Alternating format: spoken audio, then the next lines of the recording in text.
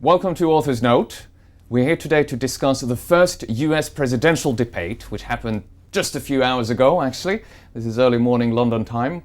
With me today to discuss the debate is Lionel Barber, the FT's editor, who's a keen follower of US presidential and other politics. Lionel, can you just give us your first impression, overall impression of what this debate changed in the campaign, if anything? Well, in most presidential debates, it's quite difficult to call a loser and a winner. This was the big exception in Denver because Mitt Romney clearly won the debate. He was more energetic. The president was somewhat subdued, a little too professorial. And crucially, Mr. Romney beat expectations. He's been the underdog. So now, at least in the eyes of the pundits, we have a real race. Because until now, of course, for many of the commentators, Romney had almost lost the race already looking at the polls. So this might have changed things.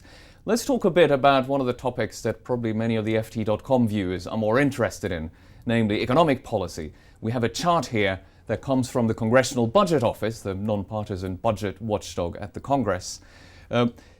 This is the US public debt figure since the Second World War. And what we see here is a huge rise in debt since the recession.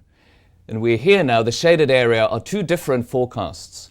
Now the blue line is what is often called the fiscal cliff. If the current policies, expiry of tax cuts, the sequester, the forced cuts in spending, if that transpires, we'll get this very sharp decline.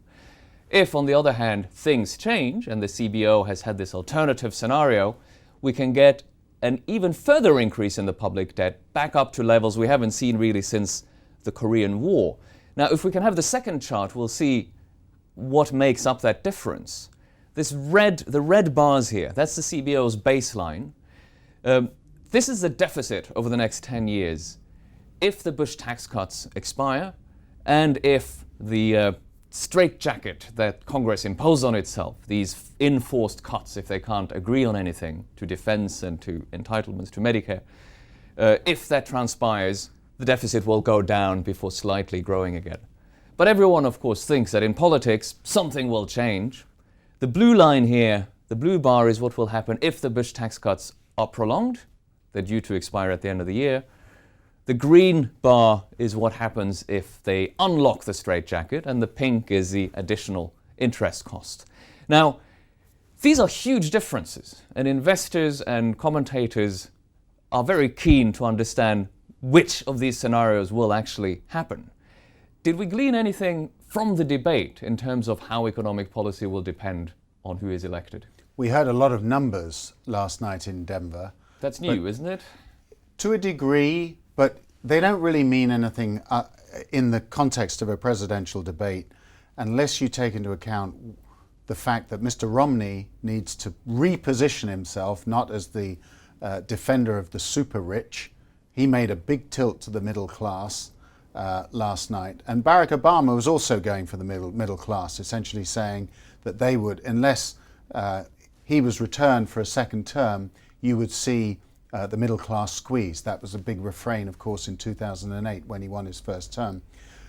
I think last night was about political positioning rather than clarity about what will happen. Not least, of course, because it doesn't really depend on who's in the White House. It depends on the composition of the new Congress.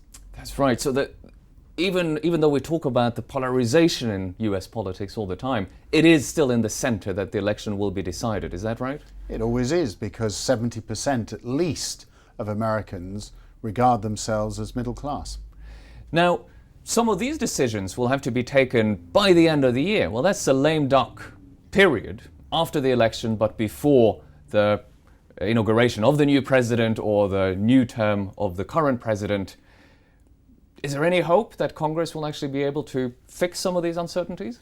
I think it all depends on who comes out on top in the House and the Senate. Is there a Democratic House or Republican House? Do the Democrats retain the number of seats that they have in the Senate?